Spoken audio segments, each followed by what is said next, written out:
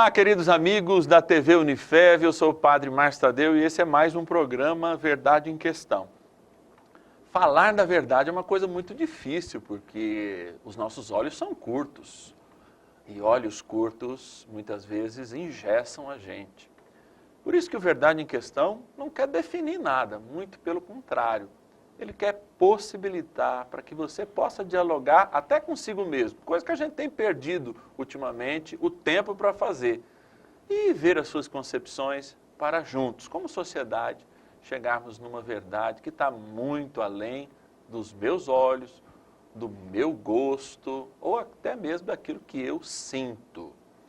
E nós temos aqui uma pessoa muito ilustre, assumiu recentemente a Secretaria de Educação do município, substituindo uma histórica professora desse município, que foi incumbida de outra função aqui na Unifev, a professora Encarnação, e que é o Marcelo Batista, e é nativo de Votuporanga. Muito bem-vindo, Marcelo. Obrigado, Padre Márcio Tadeu. É um prazer estar aqui com vocês telespectadores que nos acompanham. Me coloco à disposição para um bate-papo. E aí é um bate-papo mesmo, porque até a nossa cadeira é meio de boteco. Pois é. Então a gente não tá, a gente fala assim, o padre vai cair. Não, é aqui que é o movimento mesmo, fica com bastante tranquilidade. Você está à vontade aí também, né, Marcelo? Muito à vontade, está tudo bem. Então fala um pouco de você. Você fez magistério, né, etc e tal. Como é essa tua história com a educação? Primeiro eu quero parabenizar o prefeito João Dado, assim, de coração muito aberto, por colocar alguém técnico na área, não é? É tão importante a gente ter pessoas que tenham condições técnicas. É claro que nesse governo de coalizão que a gente vive, em todos os níveis, é preciso, muitas vezes, a gente remanejar uma força política para assumir uma secretaria. Mas, de antemão, eu quero parabenizar, que é um assunto, é um lugar muito delicado, a educação, e ter um técnico é uma benção. Que bom. Talvez não pro técnico, mas pro resultado que a gente tem que colher como sociedade. Com certeza. Né? Como é que começou esse teu? Você é filho de professores? Não sou filho de professores. Então é vocação mesmo. É vocação. Quando você pensou, você é professor, já tinha luzinha em casa, essas coisas? Olha, se eu te contar a minha história, na verdade, eu comecei a trabalhar partilhar conhecimento aos 12 para 13 anos, mais ou menos, com a catequese. Olha que joia. Então, eu fui catequista durante, assim, que paróquia oh, meu Deus. Santa Joana? Santa Joana, Princesa. Santa Joana Princesa, na comunidade Santo Antônio, que é ali no Parque das Nações e tudo mais, junto com a minha mãe na época. Então, desde 12 anos, eu já partilhava aí com o pessoal um pouquinho do que eu conseguia adquirir para o meu. E ali saiu uma liderança fantástica, né? Padre Natal é dali, né? Sim. Tem tantos, né? Muitos. A Márcia, né? Passos é dali, que também é servidora pública, uma grande amiga. Tem vários líderes ali, Com né? certeza. Dali eu fiz o primeiro grupo de jovens, na verdade, de liderança. Estamos em casa, então. Sim, estamos em casa. E fui coordenar depois a Pastoral da Juventude na Paróquia de Santa Joana, por um tempo também, até próximo aí aos meus 18, 19 anos. E percebi em mim já, na verdade, esse prazer, essa satisfação grandiosa em poder partilhar aquilo que eu sabia. E quando você partilha, você mais aprende do que você ensina, né? Acho que esse é o grande segredo, assim. É a dinâmica da vida, né? Quanto mais doa, mais tem. Né? Com certeza. E um amor gigantesco por essa arte que é educar, descoberto desde muito cedo, assim, de muito jovem. Trilhei alguns outros caminhos, eu trabalhei uma época no cartório eleitoral, por meio de um concurso público, depois trabalhei no Facchini, depois trabalhei no escritório de contabilidade, sempre com substituição de aulas nas escolas de estado, no período da noite e tudo mais. Até a chegada do concurso público, que me trouxe para a carreira do magistério. Iniciei os meus estudos com o Cefam, uma grande escola, na época funcionava ali no SAB. Até perto aqui. Pertinho, estamos aqui perto. 4 anos de aprendizado intenso, que me deram uma base muito sólida de conhecimento, de entendimento de como que é a dinâmica do processo de ensino junto ao aluno e principalmente de relação, né? Então, de afetividade, de vínculo. depois eu tive o prazer de cursar pedagogia na Unifev. Mais de casa ainda. Isso. O que me aproximou ainda mais da carreira do magistério, desse universo da educação. E eu comecei a carreira como professor de educação infantil. Então eu trabalhei algum tempo com os pequenininhos. Eu iniciei trabalhando com as crianças de 3 anos, né? 3, depois trabalhei com as crianças de 4, depois trabalhei com pré-escola. Depois fui para o ensino fundamental, trabalhar com as crianças do 1º ao 5º ano. Trabalhei com o 5º ano por um tempo, com o 4º, depois fui alfabetizar com o 2º. Trabalhei com o EJA, Educação de Jovens e Adultos, por um tempo também. Que é um trabalho muito legal, né? Muito. Como enriquecedor também. Eu trabalhei 3 anos nas férias, num processo disso, num assentamento que tinha no Pontal do Paranapanema, também com esse tipo de metodologia, né? Aquela EJA, meio Mobral, meio isso. EJA, né? Que era aquela... A gente chamava Mobral e ficou uma coisa, né? Tem todo um sentido, mas perdeu-se um pouco, né? O EJA é a possibilidade de dar a oportunidade novamente, né? Sim. Para as pessoas que em algum momento da vida foi roubado isso, de alguma forma, pelo próprio destino, pelo próprio cotidiano. Então, de repente, você tem a oportunidade de realizar, de possibilitar para essas pessoas o acesso ao conhecimento, enfim, engrandecedor demais esse trabalho. Depois, a convite da gestão da época, eu fui ser coordenador pedagógico de uma unidade. Fiquei nessa unidade por 3 anos. Nela eu fui premiado como um dos coordenadores pedagógicos de maior qualidade do nosso país. Aí eu recebi o convite para ser diretor de uma unidade, na época Irmã Pansani Marim. Fiquei nessa unidade por um tempo também. Recebi ali mais alguns prêmios referentes à qualidade do trabalho oferecido de gestão, já como diretor. Depois eu assumi a direção do deputado Narciso Pieroni, foi a minha última estada em escola, até então, até antes de vir para a Secretaria da Educação. Tínhamos ali um diretor, seu Wellington Pérez. Sim, histórico. Histórico, assim como Espanholzão, eu conheço muito. Um cara que desenvolveu um trabalho incrível aqui também para a educação do município, desde a época do Estado, na verdade. E eu vim contribuir, ele se aposentou e eu vim somar ali junto à equipe, qual eu permaneci por quase 6 anos. Depois, a convite da doutora Encarnação, eu vim compor a equipe de trabalho na Secretaria da Educação. Então, eu vim como assessor pedagógico, fiquei algum tempo como assessor, depois eu vim para diretor de departamento. E depois, nessa transição toda, com o convite dela para assumir a pró-reitoria da Unifev, eu estou atualmente na função de secretário municipal da educação do município. Que bom. E como é falar educação hoje, né? Porque todo mundo quer opinar, pouca gente quer participar. A gente saiu de um momento histórico, é muito bonito, que ao pouco você vai descobrindo a sua vocação, né? Pelo magistério. Isso é muito interessante. Mas a maioria hoje dos professores, alguns deles, não é a maioria não, alguns, poucos, eles já foram assim meio a última opção, né? Embora eu acho que não continua naquela opção, se de fato se não houver amor. não é, né? Mas se desvinculou um pouco esse processo vocacional, né? Olha, realmente aqui tem alguém que é chamado. Então, como falar de educação hoje? Como gerir a educação hoje? Porque é um processo muito amplo, né? E poucas pessoas mesmo, a gente vê discutindo economia, a gente vê, né? Mas tudo tábua rasa mesmo, né? Porque a gente falava até um pouquinho antes, são milhares de leis, de normas,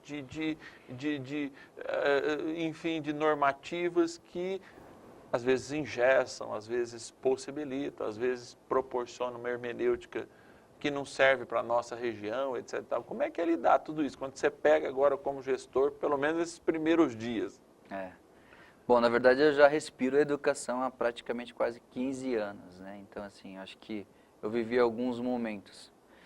Mas é uma coisa, Marcelo, a pergunta é assim, que é a minha crise. Tá. Né? Eu saí, você foi líder de grupo de jovens, eu também fui ministro da Eucaristia, tudo antes. Fui aos 23 para o seminário, né? Aí depois de 7 anos, 8 anos de seminário, você sai assim, você fala assim, poxa, bem, tudo aquilo que eu sonhava realizar, que parecia tão fácil, é tão fácil de fazer. Você teve essa crise esses Com dias? certeza, né? Embora Muita. você já esteja A primeira, na administração aí. a primeira crise se dá quando o professor ele sai do curso de graduação ou de formação e ele se depara com o contexto real da sala de aula, né? Então ali você vai decidir, na verdade, perceber se é algo. Ser professor é missão, sabe? Sim. Não, eu percebo isso por mim falando, professor é eu missão. fui atualizar, enfim, fiz a reconhecimento civil da teologia, etc. Fui fazer o da filosofia. E aí chegou lá o tempo, assim, você vai ter que fazer um estágio lá na sala de aula, etc. E tal. Quando chegou diante do estágio, eu falei, não, vou ficar bacharel. E olha que eu gosto, enfim, faz desde no seminário, sou professor de pós-graduação na FAMERP, etc., na área de bioética, que é a minha especialização, mas lidar ali com a meninada de ensino médio e de ensino fundamental, mais no finalzinho hoje, meu Deus, né? Eu realmente falei, não, vou ficar bacharel mesmo, não quero a licenciatura em filosofia. Na verdade, os desafios são, assim, inerentes a todo instante, né? Cada dia você é surpreendido por alguma situação nova. Ultimamente eu estive visitando uma cidade em uma conversa com gestores e com professores também. Eu enfatizei muito essa ideia de que ser professor é missão, né? Nós não conseguiríamos estar ali todos os dias por questões apenas profissionais ou financeiras. É preciso existir uma identificação muito grande. Não estou dizendo que não existam profissionais que se coloquem nessa situação por algum objetivo ou outro, ou por questões de cunho pessoal. Mas eu acho que custa muito, porque a gente nunca teve tanta licença de professor com processo depressivo, né? Em todos Custa os... muito. Custa, Um preço muito alto. Então, quando você sai do curso de graduação e vai para a sala de aula e você se depara ali com a diversidade que existe, né, de contextos de núcleo familiar, de realidades de vida, de condições socioeconômicas, de cultura, e o professor ele vai ser o gestor daquele espaço. Quando você está dentro da sala de aula, você gere aquele espaço educacional ali todo, né? Então hoje o professor ele desenvolve não só a função educacional específica, técnica do processo de ensino, mas o professor ele desenvolve também uma variedade de outras funções. Então, somos professores, psicólogos, somos médicos, exercemos em muitas vezes funções relacionadas à afetividade paterna, materna, algo fraternal também, a questão do vínculo, de falar sobre amor, de paz, discutir assuntos que ficam pendentes no contexto familiar.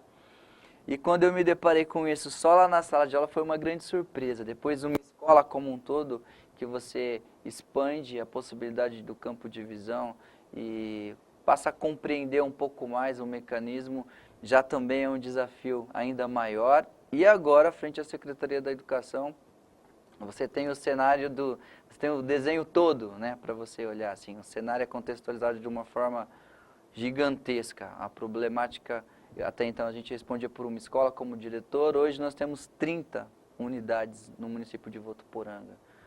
Quase 8.000 alunos estão sob a nossa responsabilidade, enfrentando diariamente uma série de desafios, de lutas para tentar oferecer o melhor, assim. É claro que neste momento eu ainda encontro em período de análise e observação do que a gente pode melhorar, do que nós podemos oferecer de melhor para os nossos munícipes, as pessoas que vivem aqui conosco, ou vivem na zona rural, ou nos bairros próximos, ou cidades vizinhas que acabam tendo contato com Votuporanga. Então, o meu olhar neste momento e a minha preocupação é oferecer o melhor e encontrar maneiras e possibilidades para que isso aconteça, tendo em vista tudo que nós acabamos de discutir agora, as várias leis, os protocolos de funcionamento, alguma burocracia do serviço público que nós encontramos também para realizar as nossas vontades, os nossos desejos, que às vezes a gente acaba se esbarrando em uma situação ou outra, e nem sempre aquilo que nós planejamos ele acontece da forma que nós realmente desejamos. Você tem um sonho assim, você fala assim, olha, eu tenho um sonho para a educação no Brasil. Vamos ver se a gente dá essa possibilidade de futurismo, né, ou de construção, assim. O que você acha, assim, porque você é jovem, 37 anos, você me falou, Pois é, né? A gente 37 está aqui na faixa, eu estou com um pouquinho mais, faço 41 esse mês de novembro, dia 28. Mas a gente tem uma visão, e eu acho que a gente vem até de uma geração, esses dias eu fui surpreendido por um carinho de uma pessoa muito grande, falou, olha, vocês estão mudando o país, essa questão da Lava Jato, é tudo gente mais da nossa idade, né? Essa questão da mudança do país é importante. Aí ele ainda brincou assim, não se engessem, porque depois vocês começam a se engessar, não deixem, não desanimem. Então eu achei aquilo até um ânimo, né, para um trabalho diferente. Enfim, ele elogiou alguns trabalhos que eu faço, inclusive é um professor de uma faculdade em Rio Preto, e eu achei muito interessante, né? Mas eu tenho sempre um sonho, né? Eu, por exemplo, eu sempre falei assim, como é que nós vamos igualar nesse país tão díspare, né? Que é tantas realidades, sei lá, uma criança que chega aqui no ensino fundamental, de uma criança que chega lá no sertão do Maranhão. Eu fiz uma missão no Maranhão e, sei lá, eu falo sempre, o pré-natal da mãe é feita a rapadura, ovo quando se tem e farinha, né? Ou seja, sem a gordura, igual as nossas daqui que fazem, tomam ômega 3, comem peixe, dá um atraso, etc. e tal. Então, quando que um país continental, então, qual que seria o sonho para o país continental? Primeiro, claro, educação, mas uma educação que considerasse tudo isso, né? Então, eu teria esse sonho, não sei, como professor da área, assim, qual que é o teu sonho geral? Várias, muitas. Não conseguiria resumir em uma fala só. Primeiro, que o governo desse a credibilidade que a educação precisa no nosso país e compreendesse como a única saída, a melhor alternativa. Que Será o governo... que a gente está chegando nesse ponto já? Você vê luz também no fim do túnel? Eu sou um cara esperançoso. Então, eu também, assim, somos cristãos. Esperançoso, sempre. Então, todos os lugares que eu vou para conversar com alguém, agora com essas possibilidades de estar conversando com os governantes, com o prefeito, com prefeitos de outra cidade, com deputados, a gente vai levando essa expectativa, essa ansiedade, na verdade, ou o nosso sonho. Então, na verdade, que o governo, ele acreditasse como nós acreditamos, nós que estamos ali diretamente ligados ao processo e entendendo que a educação ela é o melhor caminho. Então, esse seria um sonho, um dos tantos. E olha que nós estamos numa ilha não da fantasia, mas de uma realidade, cidades próximas, não tem nem perto de recurso, nem de qualificação, né, que a gente tem. Depois eu viria com o discurso de tornar a educação do nosso país referência mundial.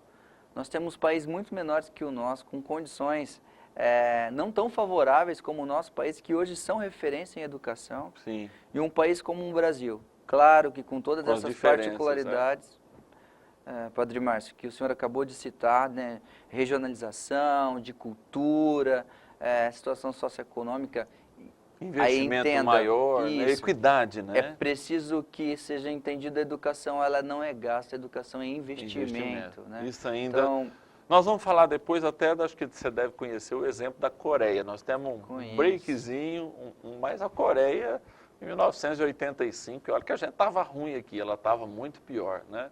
Ela formou em 20 anos, cada 10 pessoas, 6 são engenheiros lá, 6 são engenheiros, e deu um salto na indústria automobilística, enfim, a Samsung, que é a marca, né? E tantas outras, por causa da educação. O governo que acreditou na educação e mudou em 20 anos, né? Aqui no Brasil é mais continental, talvez essa transformação demore 50. Mas eu posso falar, depois a gente pode falar também da Holanda, que há 100 e poucos anos atrás deixaram de ser pirata, porque o holandês era pirata, a gente fica falando, né? A Companhia das Índias Ocidentais, 1.500 barcos andando pelo mundo. Isso. Resolveram pegar esse dinheiro, essa riqueza juntada e aplicar eminentemente em educação. Isso é importante a gente despertar, nós vamos falar mais disso no segundo bloco. Por quê? Você vota. Você tem o poder de decidir quem está de acordo com isso e quem vai tratar a educação como investimento ou como, sei lá, o que tem que ser cumprido na lei. Isso é totalmente diferente. Já já a gente volta.